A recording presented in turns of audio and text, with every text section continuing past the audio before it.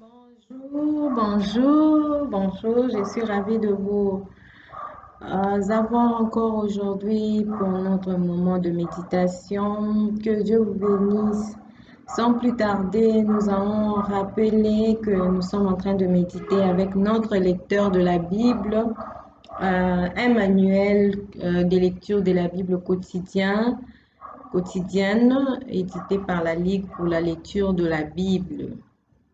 Et ça nous donne un passage biblique et des questions de méditation chaque jour. Et à chaque méditation, à chaque passage biblique, il y a aussi un commentaire. C'est un bouquin. Si vous le voulez, vous passez au bureau de la Ligue les plus proches. Vous pouvez l'avoir pour au moins ne pas manquer parce qu'il y a des jours où je ne passe pas en ligne, je n'en vois pas. Donc, la Ligue aussi, il y a des jours pour quelques raisons, il n'arrive pas à envoyer le passage du jour.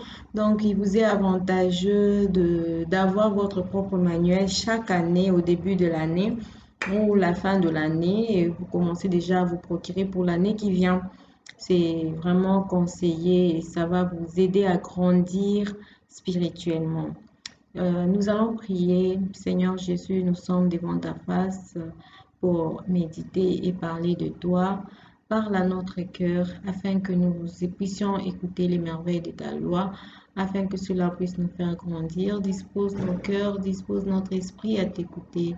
Au nom de Jésus-Christ, ainsi nous avons prié. Amen. Nous sommes aujourd'hui dans notre livre, nous continuons toujours la fois passée.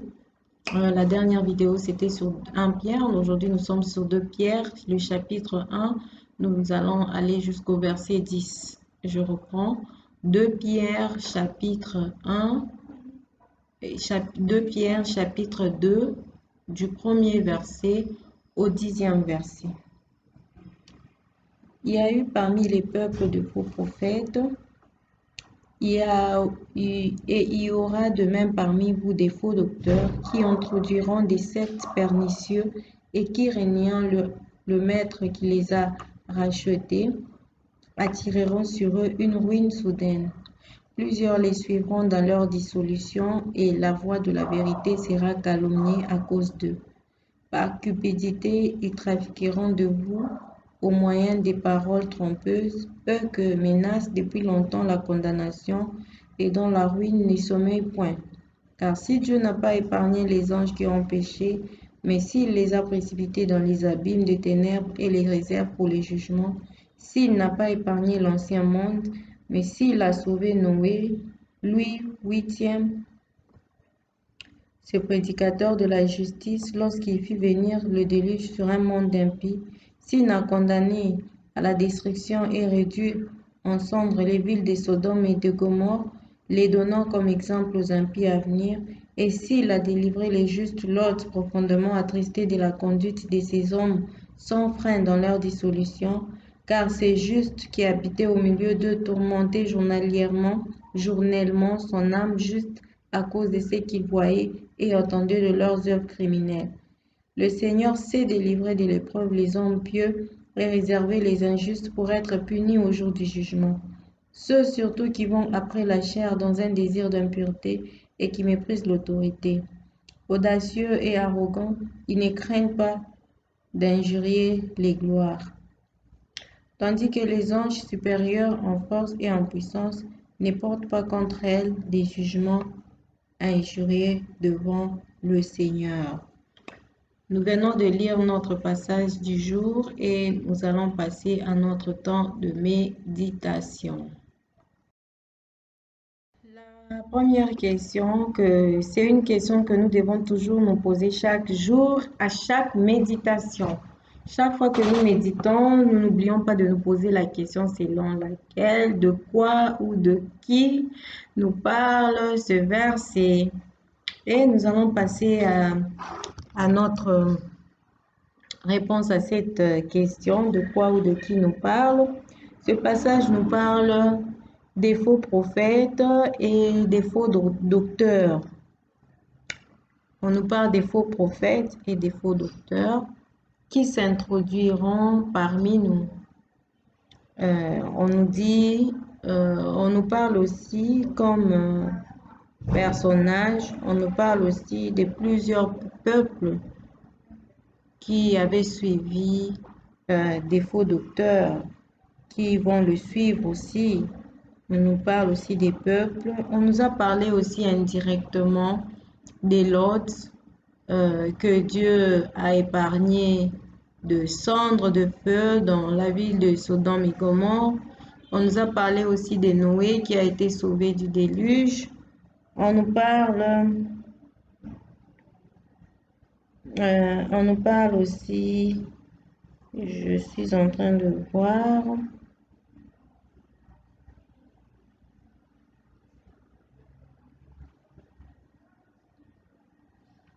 on nous parle aussi,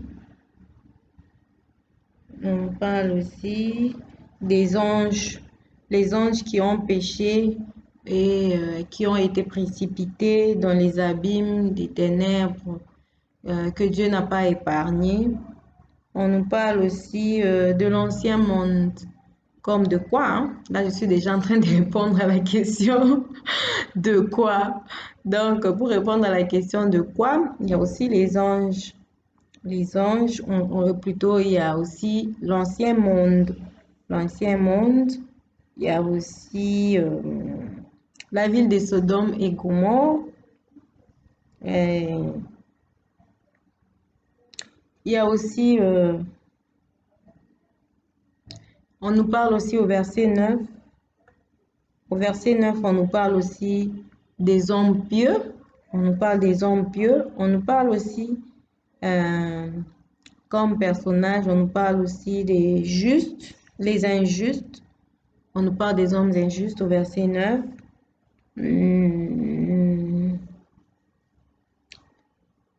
Oui, les injustes, c'est ça qui continue jusqu'au verset 10. On parle des hommes qui étaient audacieux, arrogants, qui ne craignaient pas d'injurier les gloires, la Seigneurie. C'est un peu ça pour répondre à la première question. Donc, on a un peu énuméré tous les personnages que le passage nous donne. Et nous allons passer directement à notre deuxième question qui est, là, nous sommes déjà en train de méditer, hein, nous sommes déjà en notre temps de méditation. Voilà pourquoi nous sommes revenus dans les textes pour savoir de qui ou de quoi, afin que nous puissions se saisir du texte, nous puissions avoir une bonne compréhension du texte pour bien méditer. Et la question qu'on nous pose, la deuxième sur laquelle on va répondre, c'est y a-t-il un avertissement? Y a-t-il un avertissement? Nous allons lire. Chaque fois qu'on pose la question sur l'avertissement, nous rappelons encore, si on nous demande s'il y a un avertissement, ça veut dire il y a une chose qui nous est... donc, est-ce qu'il y a un danger sur lequel on nous avertit? Je répète encore le mot avertissement, désolé. Mais est-ce que on est en train de nous instruire ou de nous parler d'un danger à éviter, si je peux le dire dans ces termes? Quand on dit il y a un avertissement, ça veut dire que est-ce qu'il y a un danger à venir sur lequel on nous avise? Parce que nous sommes avisés d'un danger quelconque dans l'avenir et cela, c'est un avertissement. Et dans le passage ici, on nous dit,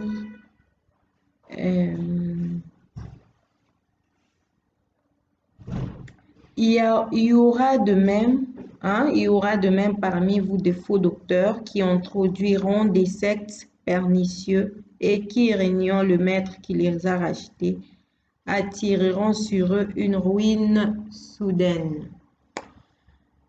Je trouve cela comme un avertissement parce que les dangers qui en découlent, c'est la dernière phrase dans le verset 1.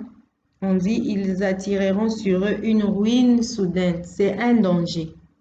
C'est un danger. Du coup, je prends je prends ce texte ou ce verset comme un avertissement.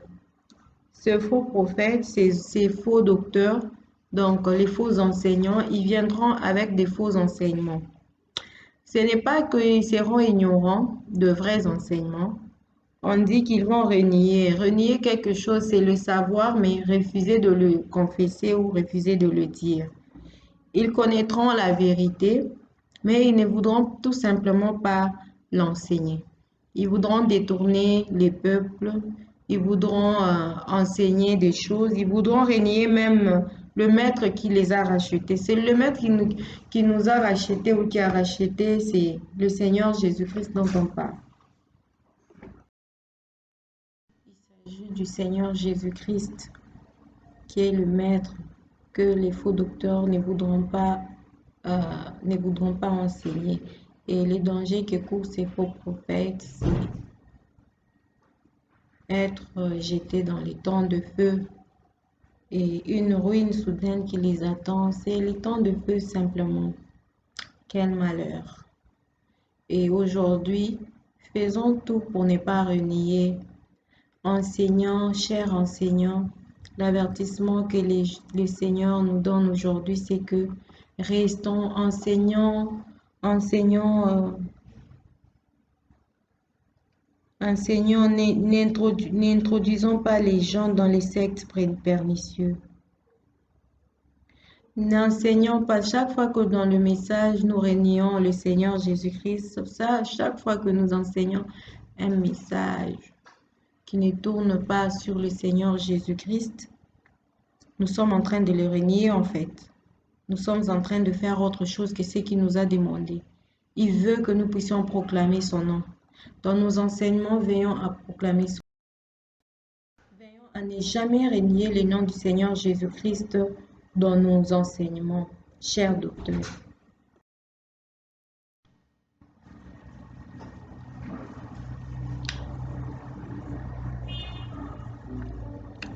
Les faux docteurs ils régneront le maître qui les a achetés et attireront sur eux une ruine soudaine.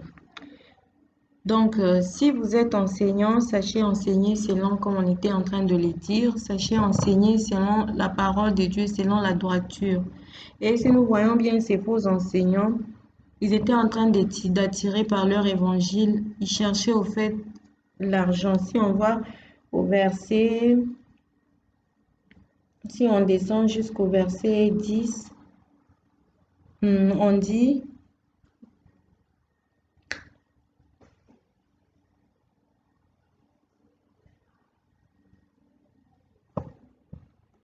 Au verset 3, on dit, par cupidité, ils trafiqueront de vous au moyen des paroles trompeuses et que menace depuis longtemps la condamnation et dans la ruine ne sommeille point.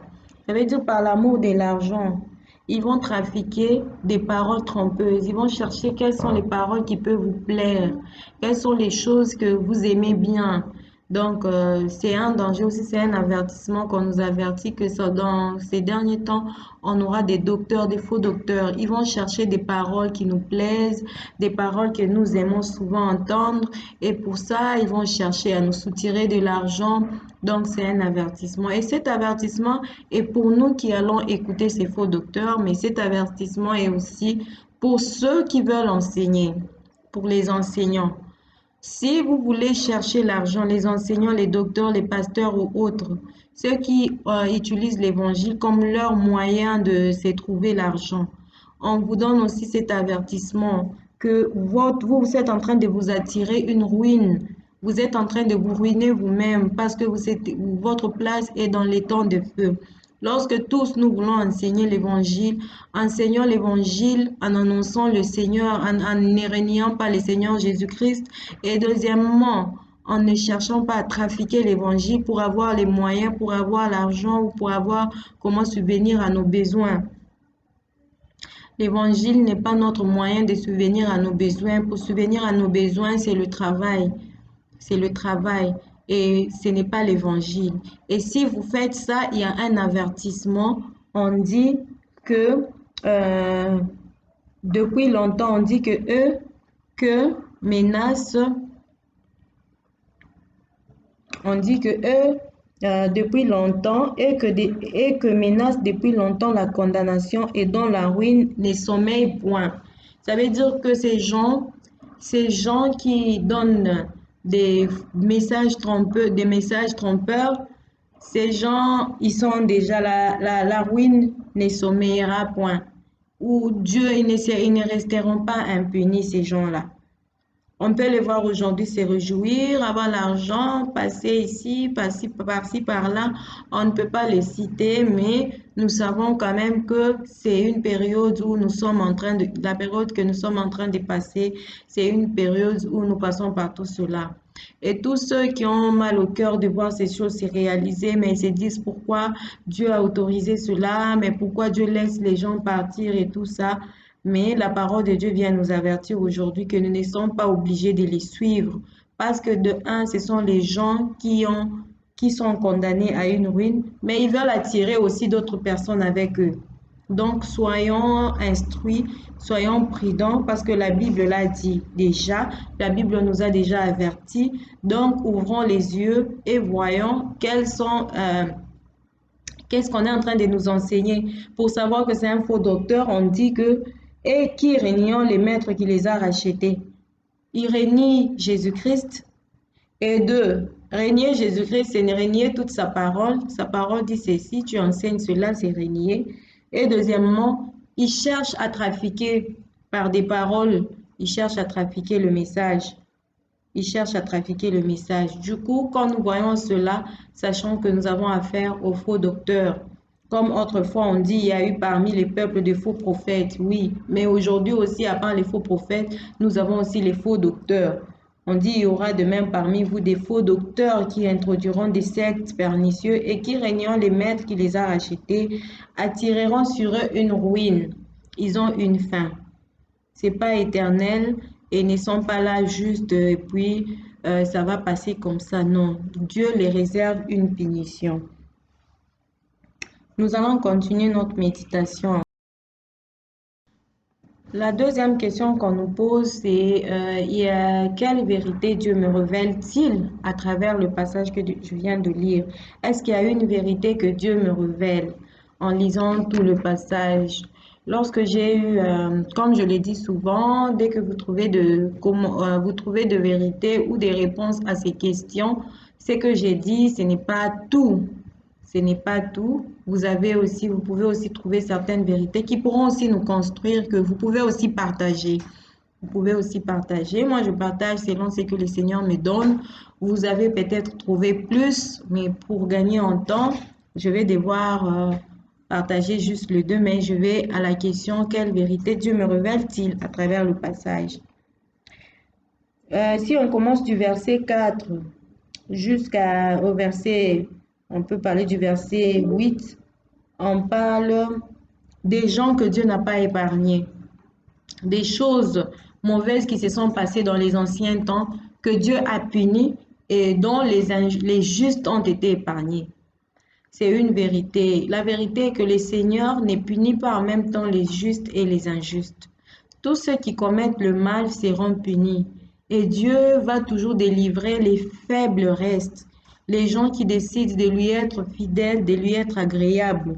Parce que si nous lisons au verset 4, le Seigneur dit, car si Dieu n'a pas épargné les anges qui ont péché, mais s'il les a précipités dans les abîmes des ténèbres et les réserve pour les jugements. La vérité que les anges que Dieu a précipités, ce sont les démons, les démons que nous appelons et même leur chef qui est le diable.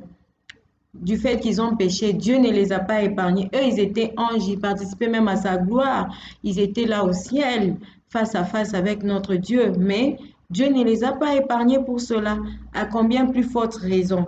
Et la vérité que je trouve, c'est que Dieu ne laisse pas un péché impuni. Et il est juste. Parce que comme il l'a fait avec les autres, ça ne veut pas dire que pour nous, nous serons épargnés si nous ne voulons pas changer. Si nous continuons dans notre mauvais chemin et ces faux docteurs, s'ils continuent avec ce qu'ils sont en train de faire, mais Dieu ne va pas les épargner. Et une autre vérité au verset 4, c'est que on dit Dieu les réserve pour les jugements. C'est qu'il y a un jugement pour les démons, il y a un jugement pour le diable à la fin. Parfois, nous nous demandons, mais pourquoi nous sommes sur cette terre, nous vivons, et voilà le diable qui nous séduit, voilà le diable qui fait tout ça. Mais est-ce que Dieu ne voit pas? Non, Dieu a déjà vu et a déjà fixé un temps pour eux. Il a dit, il les a précipités dans les ténèbres et les réserve pour les jugements. Si leur jugement n'est pas aujourd'hui, Mais il y a un temps où tout va finir pour le diable et ses démons. C'est une vérité que je prends au verset 4. Parce qu'on dit, il les a précipités dans les abîmes des ténèbres et les réserve pour le jugement. C'est qu'ils ont un temps où ils seront jugés. Et la deuxième vérité, au verset 5, s'il n'a pas épargné l'ancien monde, il a sauvé Noé, Louis huitième, c'est prédicateur de la justice lorsqu'il fit venir les déluge sur un monde d'impies. Vous voyez, Noé était seul avec sa famille. Dieu n'a pas oublié qui était juste, les prédicateurs de la justice. Il a prêché la justice dans un monde où tout le monde pouvait dire que, mais tout le monde le fait. Aujourd'hui, nous sommes aussi dans ce monde où on dit, mais la majorité fait ça, mais si toi tu ne fais pas, mais ça sert à quoi? Tu es seul, tu ne seras pas accepté. Donc, il y a des choses que nous tous nous faisons. Mais Noé était dans ce monde où tout le monde pouvait prêcher mal. Je donne juste un exemple, je dis n'importe quoi. Tout le monde pouvait prêcher mal, mais lui, il s'est basé sur cette prédication. On dit même que c'est ce prédicateur de la justice. Il était resté le seul à enseigner la justice. Tu peux aussi aujourd'hui rester le seul prédicateur à enseigner Jésus-Christ dans la vérité. Tu peux rester aussi le seul prédicateur à ne pas chercher l'argent contre l'évangile, dans le monde où tout le monde cherche l'argent. Mais je viens t'encourager pour dire que il y a un jour où toi, tu seras épargné du mal qui attend ceux-là qui entament ce mauvaise voie. Je peux aussi encourager quelqu'un que tu peux être aussi le seul qui a choisi.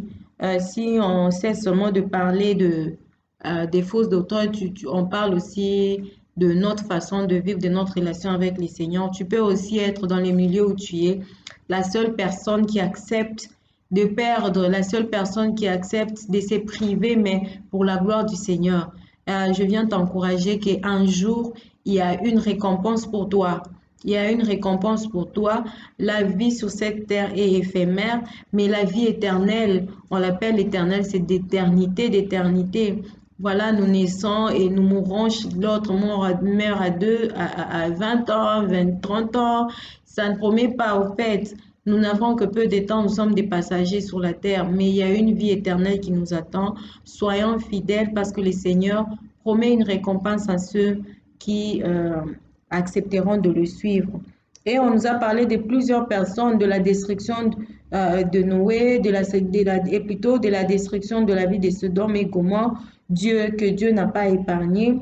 Et il a délivré Lot aussi. C'est toujours des vérités que Dieu nous donne, que lorsque Dieu punit, il ne punit pas tout le monde. Dieu ne punit pas tout le monde, mais les injustes au même niveau. Les injustes sont punis et les justes sont épargnés. Donc, si tu es du côté du juste, tu seras épargné. C'est pour cette raison que je viens t'encourager ce matin à rester juste, à rester même ce faible reste, à rester même seul dans les milieux où tu n'es pas accepté, mais à dire que je reste confiant parce que le Seigneur sauve ce qui lui est fidèle. Au verset 9, on nous dit, le Seigneur sait délivrer de l'épreuve les hommes pieux. C'est une vérité. Comme on était en train de le dire, j'ai dévancé lorsque je parlais, mais le verset 9, si on descend, il vient dire, le Seigneur sait délivrer les hommes pieux et réserver les injustes pour être punis au jour du jugement. Vous voyez, quelle joie de ce qu'aujourd'hui tu fais partie des gens qui restent pieux, des gens qui restent pieux, qui restent fidèles au Seigneur, parce que il va toujours te délivrer. Il va toujours te délivrer, si pas aujourd'hui, si pas demain, mais il va toujours te délivrer. Ceux surtout qui vont après la chair dans un désir d'impureté et qui méprisent l'autorité, audacieux et arrogants, ils ne craignent pas d'injurier les gloires. Aujourd'hui, nous avons des gens qui ne craignent pas d'injurier la Seigneurie. Tous ces gens-là, on parle des arrogants, on parle des injustes, tous ceux-là vont après la chair, les gens qui vont après la chair pour satisfaire les désirs de la chair, ils choisissent de régner le Seigneur et ses règles. ils vont juste après la chair dans un désir d'impurité et qui méprisent aussi l'autorité. Même les gens qui méprisent l'autorité, dans le travail, au service, vous méprisez l'autorité, que ce soit l'autorité ecclésiastique, que ce soit l'autorité politique, que ce soit l'autorité parentale. Tous ces gens-là, ce n'est pas Dieu veut que nous puissions être soumis à l'autorité, sa parole le dit. Parce que parfois, nous pensons que le péché, c'est seulement lorsque nous commettons l'impudicité, mais il y a encore des petits renards qui ravagent les champs que nous oublions. On dit que tout cela. On parle aussi des œuvres criminelles. Vous avez des œuvres, parfois tu n'as pas tué, mais ton œuvre est criminelle pour tuer l'autre. Tu voles de l'argent à l'autre, l'argent qui pouvait subvenir à ses besoins, mais tu es criminel, tu l'as tué. Tu fais tout pour que ton ami par la haine puisse être enlevé du boulot. Tu es criminel, tu as des œuvres criminelles. Tous ces gens-là seront punis. Hmm. On dit que journalièrement, ils tourmentaient euh, les âmes des justes. Journalièrement, ils sont en train de tourmenter les âmes des enfants de Dieu.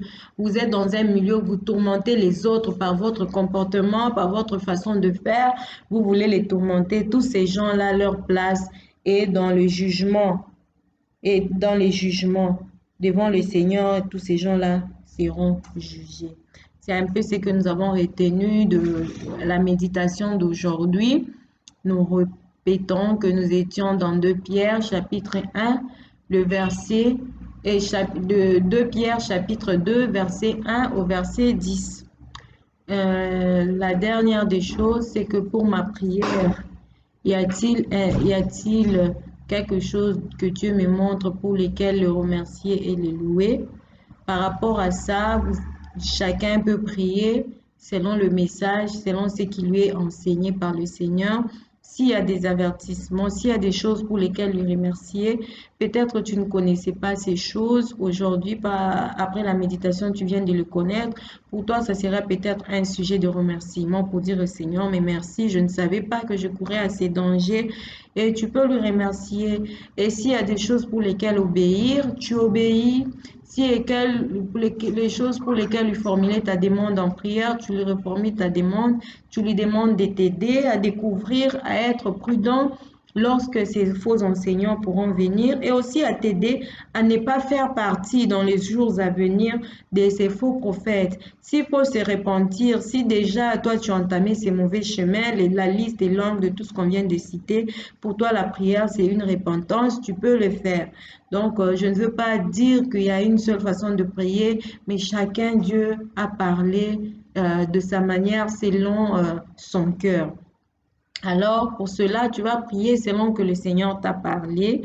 Nous sommes à la fin de la méditation. Notre dernière étape dans la méditation, c'est obéir. Ça veut dire que c'est aller et mettre en pratique tout ce que Dieu nous a dit. Donc, quand nous étions en train de lire et méditer, c'était Dieu qui était en train de nous parler. Alors, il nous faut aller et mettre en pratique. Si nous avons fait tout ça sans aller et mettre en pratique, nous n'avons pas fini. Nous n'avons pas fait ce que Dieu a voulu. Si Dieu nous a enseigné, c'est pour que nous puissions le mettre en pratique.